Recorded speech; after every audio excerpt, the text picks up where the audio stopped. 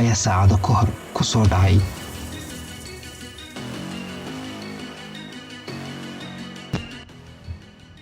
ku soo dhawow daawada channelka.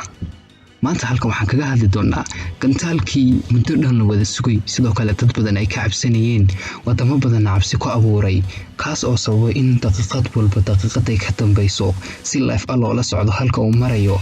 dad badanna ay waxyaabo badan ay sheegeen oo ay ka mid ahaayeen in wadanka China uu ogaan u sii daayay wadamada qaar la soo calaamadiyay ee lalahaa wuxuu ku dhacayaa wadamadaasina ay cabsi aad u weyn ka qabeen gantaalkan xilliga uu soo dhici doono.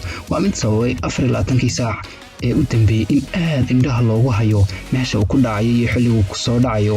waa mid dad aad u badan ay ka murugoonayeen. haddaba daawada waxaa macquul ah inaad adigu isweydiinayso gantaalka xaguu ku dhacay. sidoo kale waxaa macquul ah inaad fikir kale ka aaminsantahay gantaalkan iyo sida uu China uga soo baxsaday. haddaba in badan oo ka mid ah dadka waxay sheegayaan in uu si ismoogaan uga soo baxsaday, halka kuwa badan oo kalena ay leeyihiin arrinkan waa arrin siyaasad ah, wuxuu naga soo baxsaday si ku talagal ah. hase ahaatee wadanka China ayaa wuxuu ku andacoonayaa inuuna uga soo baxsan si ku talagal ah. inkastoo dad badan iyo dawlado badan ay ku dhaleecayeen wadanka China in uu mas'uuliyadiisa ka soo bixi waayay, haddana China wuxuu sheegayaa in ay ku qaadi jireen ama ay ku qaadayeen alaab ay ku dhisayaan xarun dayacgacmeed xagga sare ay ku leeyihiin si ismoogaana uuna uga soo farabaxsaday.